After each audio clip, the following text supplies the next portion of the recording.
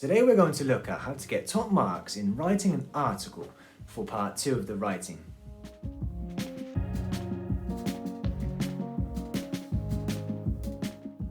Okay, first of all, where and why do we use articles? Well, articles are used to inform the reader about a specific topic. We may be presented with different topics such as internet, health and fitness, music, plays, hobbies, and many more. Articles can appear in newspapers, online blogs, and they can appear in international, college, and teenage magazines.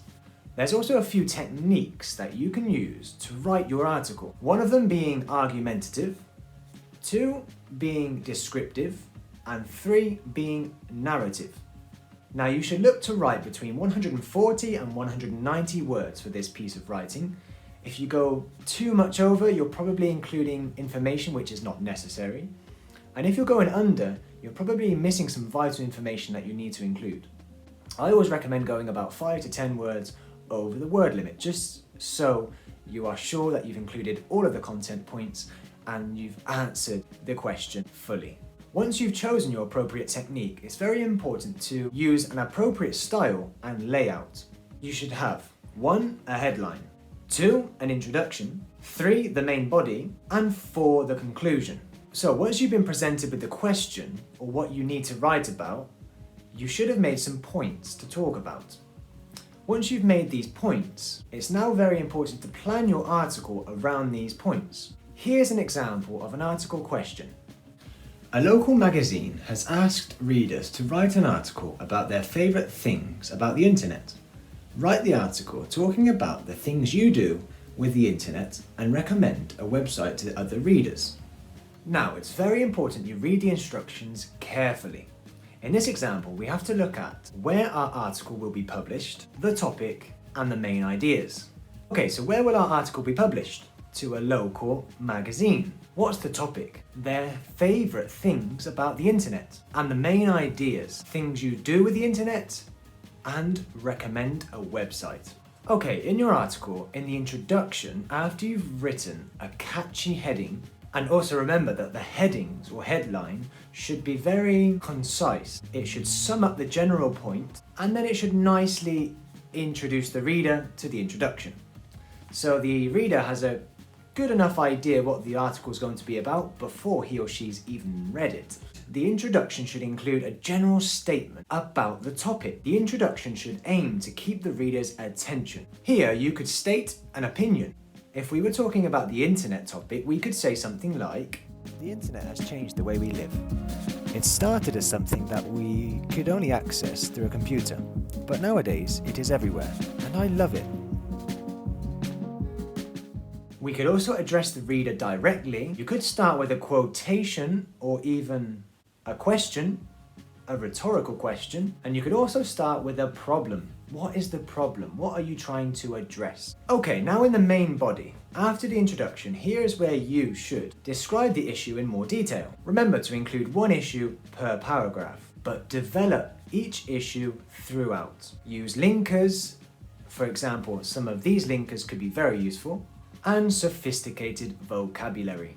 So in this example of internet, the second paragraph talks about why he or she likes the internet and one of the things that he or she likes in particular.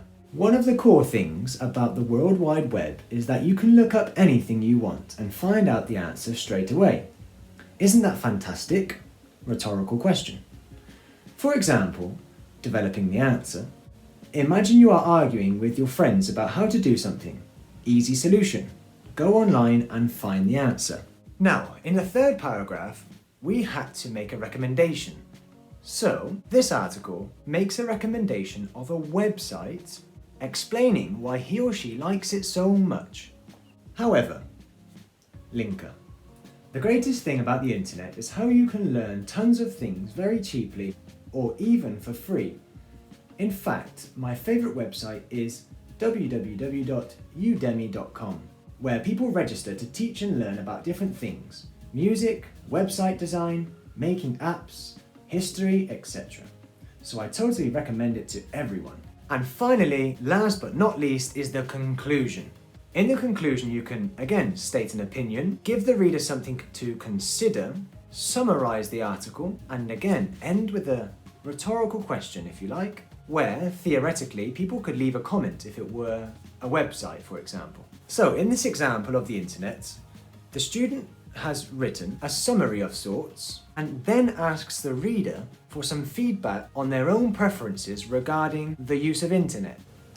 In conclusion, the internet has a lot of great things. For me, the best are finding information and learning online. What about you?